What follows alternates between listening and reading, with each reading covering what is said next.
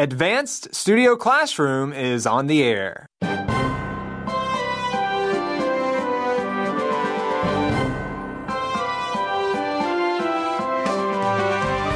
Mosquitoes are wreaking havoc. Find out how next.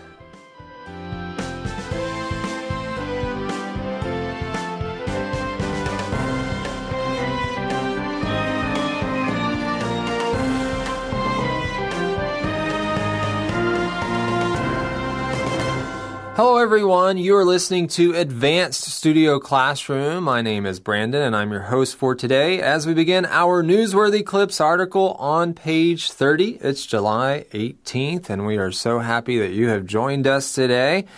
We also have two panelists here to discuss today's topic. First, welcome Josh. Hello Brandon, it's very good to be here as usual.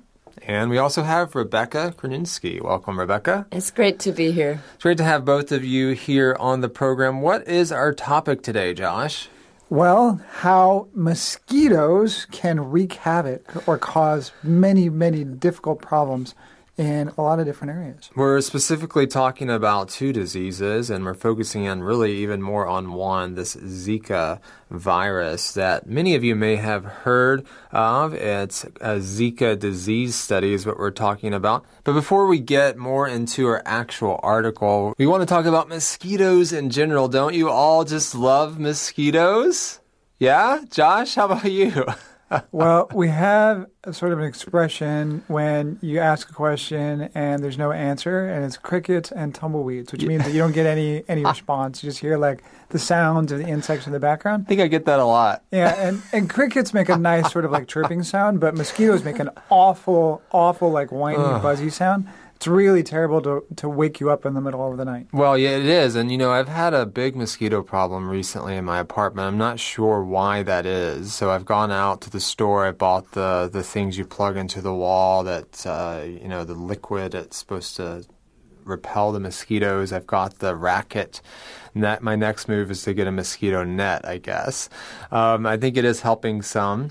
But that can be a big problem. They can buzz in your ear and wake you up, Rebecca, or of course they can bite you and that may wake you up as well. But in either case, it's not fun to have those around. So we want to do as much as we can, right, to repel them. Yeah, we have to prevent getting bitten by mosquitoes. But here we have some more severe symptoms of certain types of mosquitoes. That's right. Which can cause a lot of trouble. Yeah. So as some of our listeners know, my wife and I, Pauline, lived in Costa Rica for many years, and I ran a family business there. We lived in an area that had a very wet, rainy season and a very dry season. And every year, in between the wet and dry season, we had to be very careful to go around on the property to try and find any possible areas where there was a little bit of water or a puddle that wasn't moving, because mosquitoes would breed in those pools, and then you would get mosquitoes everywhere, which of course is terrible when you're a guest at somebody's hotel to go outside and be eaten by a lot of mosquitoes. But in that area of Costa Rica, there was also a danger of one of the types of mosquitoes that we're going to talk about today, which can carry a very serious fever, dengue fever. We'll talk about that later. So we had to go around and make sure that we got rid of all the water in usually about May, June time, because if we didn't, then there'd be a lot of mosquitoes around. We were usually pretty successful, but you have to be really careful when you're in areas where you can get dangerous diseases from mosquitoes. That's true. But I live in a city, so I'm not sure where those little pools of water are, but maybe there's somewhere around, or maybe there's some other reason for it. Sometimes maybe certain plants, I guess, or having a lot of certain plants or trees may draw mosquitoes as well. That's true. And sometimes when people have boxes outside that they put plants in, sometimes there's areas below that can trap water. But unfortunately, you don't need a lot of water for mosquitoes to breed in. They can breed in small little shallow pools. So maybe somewhere around your house, there is a little pool of water on somebody's roof. Yeah. That's causing mosquitoes to breed. Who knows? All right. Well, we have a lot more to discuss on page 30 today as we dig into this Zika disease study. So join us for our first reading. We're going to read the left-hand column up through the right-hand column down through line 7.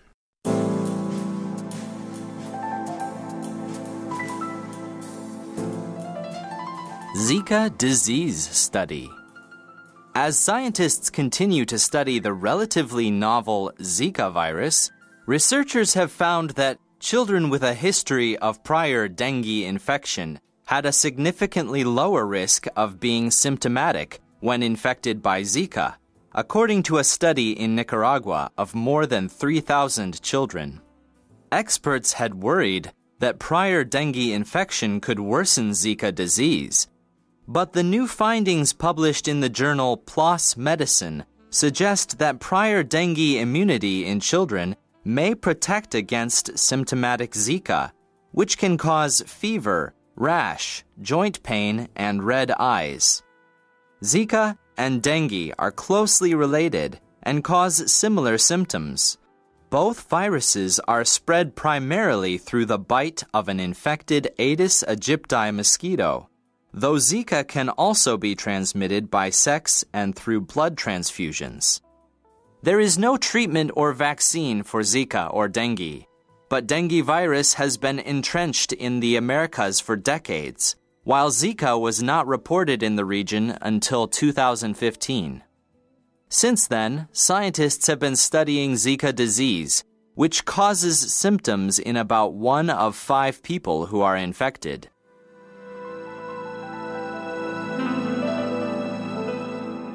All right, we are talking about this Zika disease study, and scientists continue to study this relatively novel virus. Now, when we say something's novel, we are talking about it's not like anything that's been seen before, or it's kind of new. This virus, I don't believe, is new. It's just changing in the way that it's spreading, and it's affecting more people and becoming more of a problem where it has in the past few years. So it is described as relatively novel. And when we use that word relatively, Josh, what do we mean? Well, and compared to other things. Yes, good. All right, so researchers have found that children with a history of prior dengue infection had a significantly lower risk of being symptomatic when they were infected by Zika. So we're comparing these two and how they relate to each other. Now, this word dengue, this virus, you can pronounce it in 2 different ways. We have it dengue here, but you can also say it another way, Josh. Yeah, so I'm familiar with this from when I lived in Costa Rica and Central America, and we pronounced it dengue. Okay. All right. And so these 2 viruses are actually very similar. We have a graphic there down at the bottom of page 30 that compares them. The symptoms are very similar, and we'll get into more of that later. But anyway, we have this word symptomatic as well, which just means that you have symptoms of something. And so they're comparing these 2 in the study that they did with children. Mm-hmm.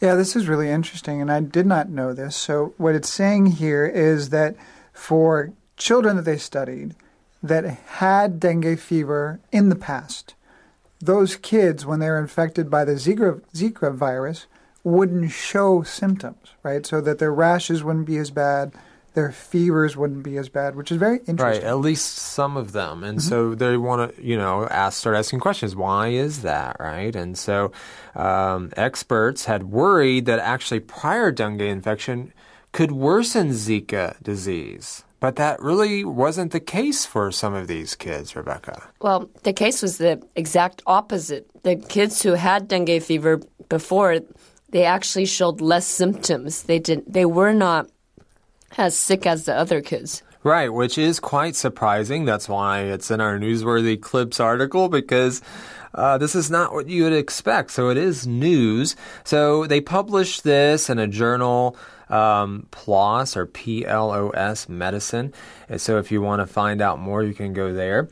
And so it does say that the study suggests that prior dengue immunity in children may protect against symptomatic Zika. Why do they keep emphasizing the symptoms here, or using the word symptomatic? So this is a very important distinction, and the reason why is because the children still get Zika. Mm-hmm.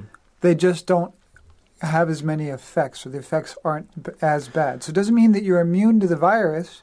Mm-hmm. It just means that once you get sick with Zika, your fever won't be as bad. Your headaches won't be as bad. Your rashes won't be as bad. Or maybe you have it and you don't even know it because it doesn't reveal itself in that way. Well, that's a very good point, and that's why this is even scarier than the article implies, because the problem with these types of diseases is that they are passed by mosquitoes biting infected people and then biting non-infected people. That's how the viruses pass.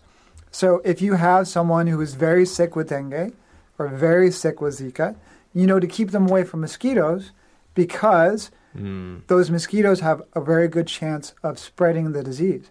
But if you don't know that you have Zika because your symptoms aren't bad, then you aren't going to be as careful to keep yourself away from mosquitoes, which means you can actually infect many more people. All right, so moving on, we see that Zika and dengue are closely related. We see this around line 18 here, and they cause similar symptoms. And we have symptoms here at the bottom of page 30 in this graphic. What are some of those symptoms, Rebecca? Some of the symptoms are you might get a rash, you might get a high fever, you have red eyes, you might get a headache, and you could vomit, and you could have diarrhea, and you have muscle pain. But sometimes it's a little bit hard because many diseases have these symptoms.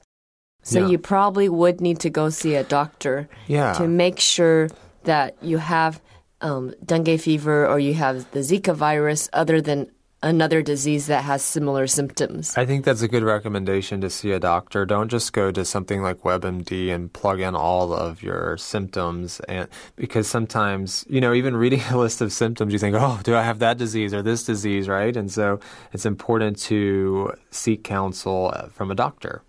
So one of the very dangerous things about some of these diseases is that if left untreated, it can get extremely dangerous. So to the point of where you need to go to the hospital. Yeah. With dengue, it can get to the point to where you have very serious problems with your blood. Yeah. And that could even lead to death. So if you think you have mosquito illness like this, like you said, it's very important to go to the doctor. Now, Josh, when you were in Costa Rica living there, did you see a lot of cases of dengue or Zika? Well, in the area that I lived in was not too bad, but there was an area not that far away where the landscape was such that it naturally sort of collected water. Yeah. And so there was a lot more mosquitoes. And in that area, which was maybe just about 30 kilometers away, they had horrible problems with dengue. Yeah. In our area, you would hear about it every once in a while. But I lived there for 10 years, and I think I may have gotten dengue once, but it was a very mild version of it. All right. So that's scary to think about, right? So we do need to think of, how to prevent that. And there's information there in our graphic about that, of course.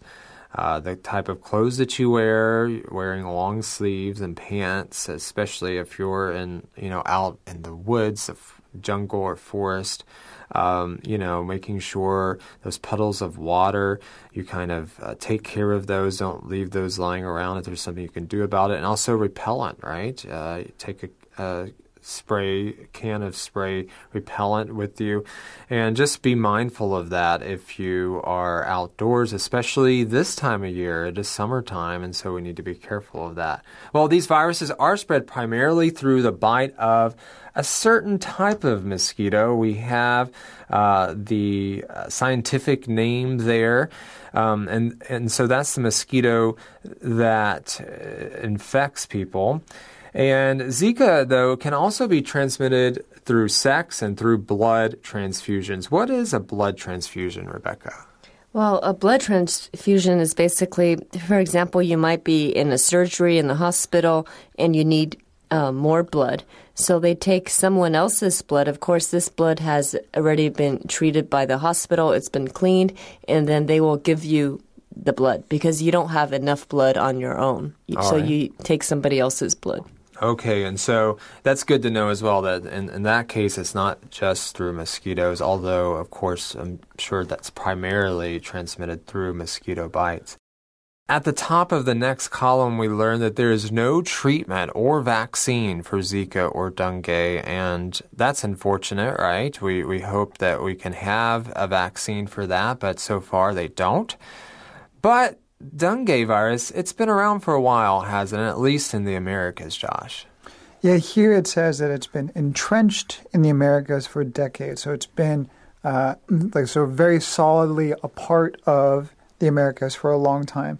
And this was the case in Costa Rica. People were very familiar with the disease. They're very familiar with the dangers, familiar with what to do if you get it. Whereas Zika is something that's a little bit new, and it's different. One of the most important ways that it's different is that you can transfer it in different ways. So in dengue, it was just being bit by a mosquito, but Zika is actually more than just being bit by a mosquito. And there are also some serious problems that happen if you have Zika that are not caused by dengue.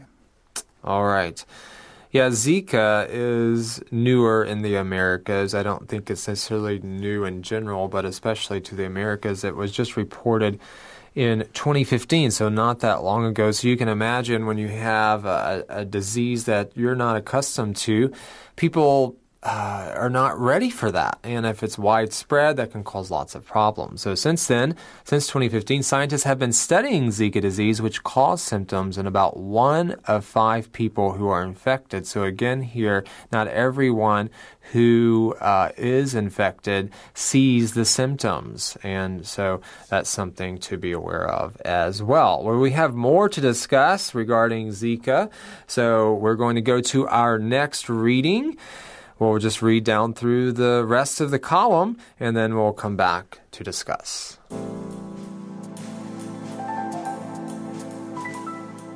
Since dengue and Zika are closely related viruses, and because a second dengue infection can sometimes be much more severe than a first dengue infection, scientists have wanted to know whether Zika following a dengue infection could be more severe. To answer the question, researchers studied the 2016 epidemic of Zika among a group of children in Managua, Nicaragua, many of whom had a history of dengue. Among the 3,893 children younger than 14 who were studied, researchers estimated there were 1,356 Zika infections, 560 of which were symptomatic cases, from January 2016 through February 2017. Cases were confirmed by laboratory testing.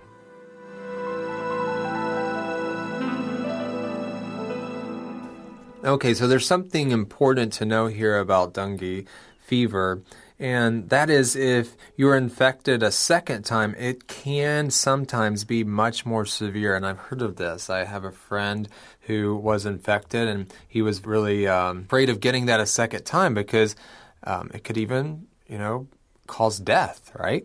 And so it can be very serious, and if you're infected with that, you have to be extra careful about not being infected again. And so because of this, the scientists want to study it, and they wanted to know whether Zika, following a dengue infection, could be more severe. And I guess, Josh, they're looking at that because they are so closely related, right? Yeah, so it turns out that there are a number of diseases that are carried by similar viruses that in different parts of the world, and they're all relatively related, relatively close to each other, although they do act in slightly different ways. But here, then, they were curious because Zika was new to Central and South America, an area that had already a pretty high rate of infection with dengue, if that would then make those infections worse. So, in other words, if you got the dengue fever the first time, you had to be concerned about not getting that a second time, but also, if you got the Zika virus, would it have the same effect as getting the dengue fever a second time? And so you have something else to be concerned about. So the scientists want to know more about this. And so to answer this question, what did they do, Rebecca? Well, they studied the 2016 epidemic of Zika among children in Nicaragua, which is in Central America. And an epidemic is basically when suddenly a lot of people in a certain area all have the same disease. That means a lot of people have the same disease at the same time. That's an epidemic. So they went to study this epidemic in Nicaragua. And it's good to study an epidemic because that means there are many cases involved, right? And so you have a larger research pool to draw from. And what did they learn from that study, Josh? Well, they learned that among the 3,893 children younger than 14 that were studied, they found that there was an estimated 1,356 Zika infections, and 560 of those were symptomatic cases. All right, so many of these had a history of dengue, and we see here that only 560 were symptomatic cases. And so basically what this is telling us, Josh, is that just because you have had dengue and then you get the Zika virus, it doesn't mean it's going to be worse for you necessarily. Right, but it might be worse for the world. So here, if we kind of look at these numbers a little bit closer, it's a little bit confusing because they don't give numbers of how many of these kids were definitely infected by dengue. But what they do say is that, and we're going to say roughly, so I'm going to round these numbers a little bit, so it's not quite as exact, but maybe it illustrates my point. So we have roughly about 4,000 children that they studied under the age of 14. Of those children, roughly about, let's say, 1,400 were infected with Zika, which was confirmed by laboratory tests. So you have, of the children that they studied, roughly about a quarter of those kids were infected with Zika. Yes. Out of those kids who were infected with Zika, you only have maybe a little bit less than half that were symptomatic, meaning that they showed signs of having the disease. So that means that over half of the kids who were sick with Zika weren't showing many signs. To me, that means that their mothers weren't being careful about keeping them away from school or from other children or from their sister who is pregnant. And one of the things that we talk here a little bit is how the disease is transmitted and how it's similar to dengue. But we don't really talk so much about how Zika is different from dengue in that when you have dengue and you have multiple infections of dengue, the symptoms can get much worse to the point to where you need to be hospitalized and they need to be very careful about your blood because your blood can get so thin that you just die from it, basically, right? With Zika, the worst effect is when a woman who is pregnant gets infected with Zika because that causes her unborn child to have a very serious birth defect, which is being born with an abnormally small brain. Which we have that in the graphic there. Exactly, right? So the danger here is for all those people living in Managua, they have more than half of those kids who are sick with Zika aren't showing any signs of it. So they're not keeping those kids away from pregnant aunts, pregnant neighbors, pregnant older sisters, which could be very dangerous, and it could mean that you will have a higher rate of pregnant women being infected with Zika.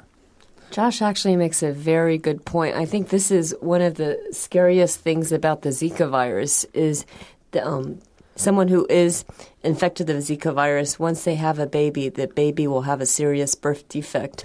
And on another point, it's not just for the people who are pregnant, it's also for the people who are trying to get pregnant. Because the Zika virus can stay in your body for up to 1 year. So if you're infected with the Zika virus and you don't know that and you get pregnant, either whether it's the daddy or the mommy, that could cause serious birth defects. So it's important to think about other people, right? When you're talking about the Zika virus or, even dengue, you don't want to go around others that you could infect, especially those who are vulnerable like pregnant women or those who are maybe soon to be or trying to get pregnant. You want to be considerate. That's very true. And it can be so very difficult here because you may not know that you're sick. Yes. Right? Yes. And here, this is something I knew from this article. I did not realize that Zika was transmitted in other ways beyond just from a mosquito bite. Yeah, you don't normally hear about that. Right, exactly. So in the instance where Rebecca was saying if somebody's trying to get pregnant, right, and their partner is infected with Zika but doesn't know about it, then that's also a very dangerous situation. So there's a real problem with this particular virus is that it can have very serious effects, and it can affect people even though when they first get it, they don't really realize that they're sick because they're not having really bad symptoms. All right. So there's a lot to think about this summer as you go outdoors. Make sure that you take the proper precautions and wear the proper clothes, take mosquito repellent, do what is necessary to fight off those pesky mosquitoes because it could, prevent a sickness, right? And we want to do that as much as possible. Well, we've been talking about Zika disease study on day 1 of our newsworthy clips. Tomorrow, we will talk about zero-waste grocery shopping, so a much different subject.